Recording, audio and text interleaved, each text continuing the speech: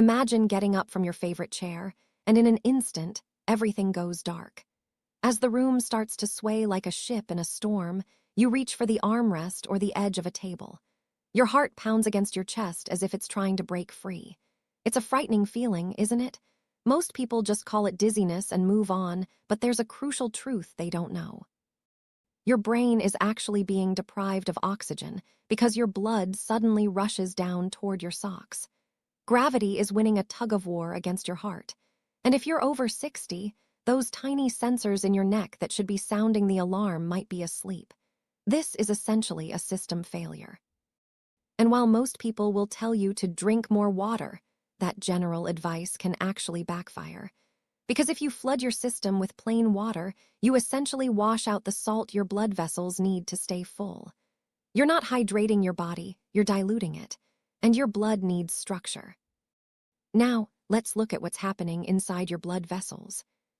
When you're sitting, your blood is fairly evenly distributed. But the moment you stand up, gravity takes over. About half a liter of your blood is pulled directly into your legs and abdomen. Your body is smart. In your neck, you have these tiny sensors. Think of them like pressure gauges. They're supposed to make your heart beat faster and your blood vessels tighten, pushing blood back up to your brain. But as you age, these sensors become sluggish. They don't react as quickly as they used to.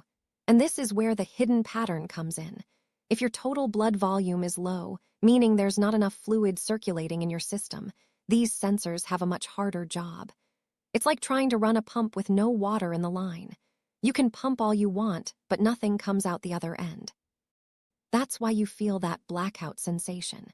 Your brain is literally going without oxygen for 3 or 4 seconds. I remember an email from a viewer named Arthur. He was 72 and lived in sunny Florida. He told me he had stopped going out into his garden in the mornings. Every time he knelt down to pull a weed and then stood back up, the world would spin 360 degrees. He was terrified he was having a stroke or a serious heart issue.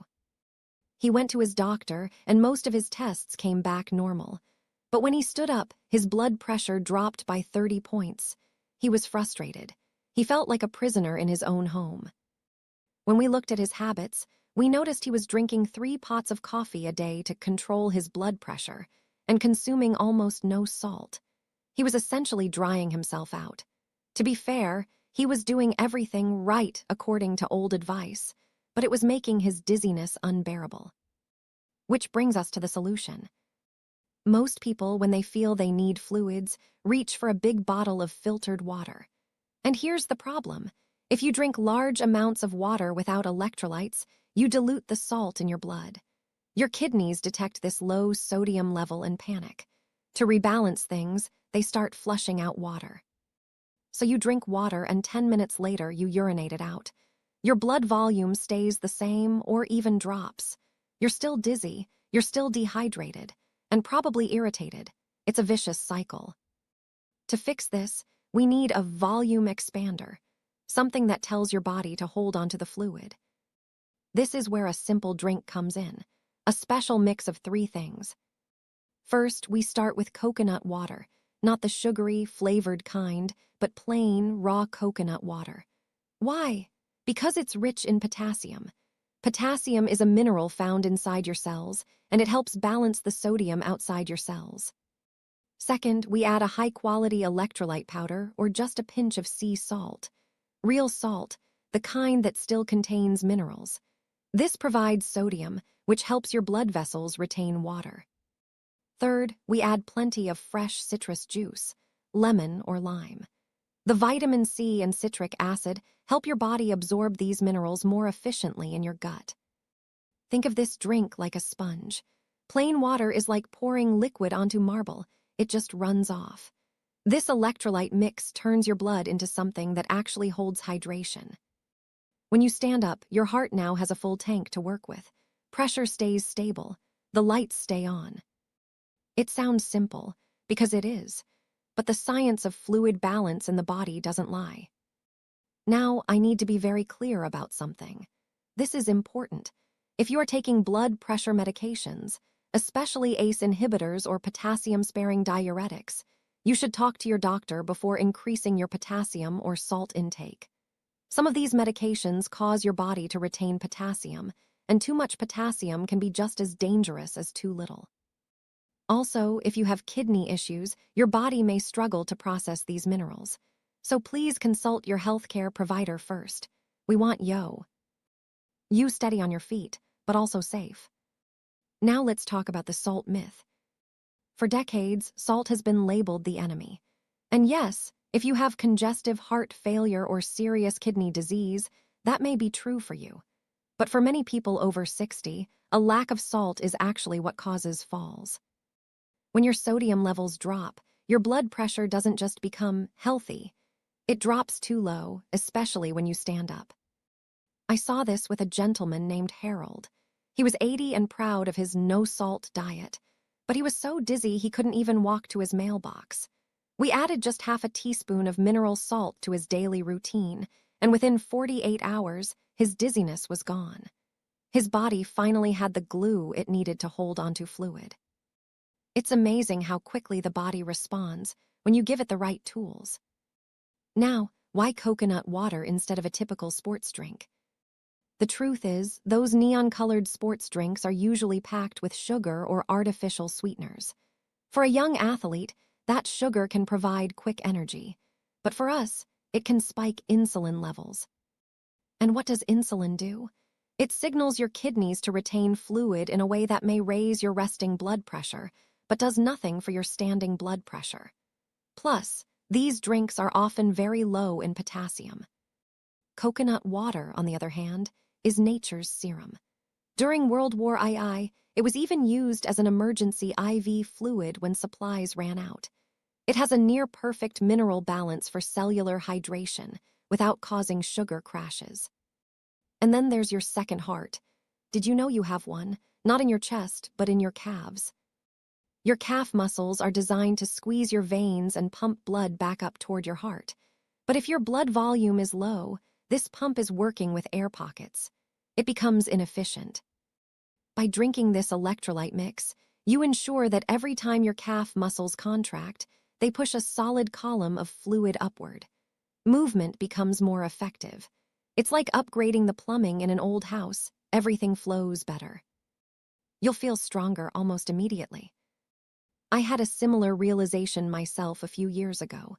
Every Tuesday morning after my workout, I felt that strange, unsteady sensation.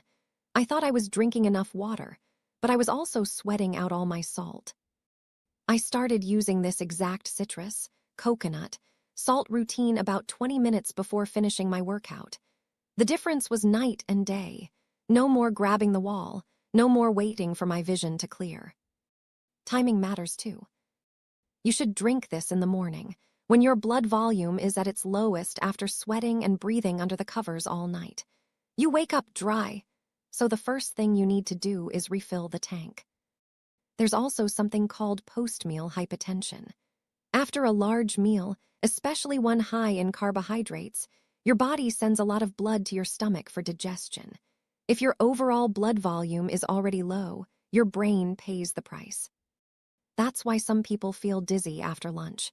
If you drink this electrolyte mix about 30 minutes before eating, you prepare your system in advance.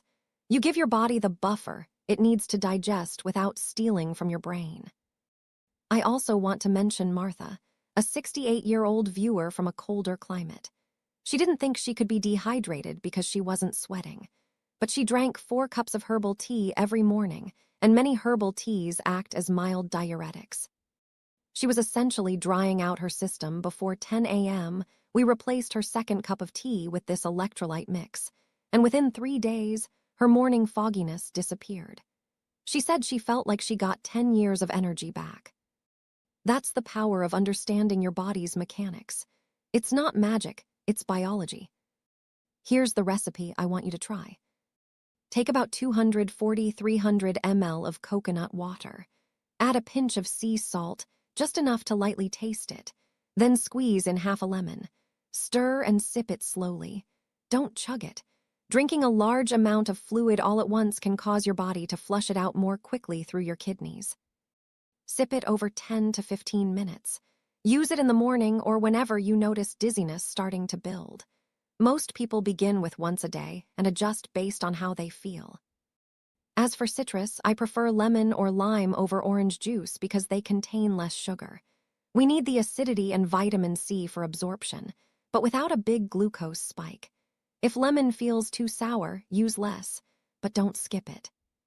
That sharp taste signals your digestive system to wake up and start moving electrolytes into your bloodstream. The goal here isn't just to stop dizziness. It's to give you your confidence back. When you're afraid to stand up, you stop moving. When you stop moving, your muscles weaken.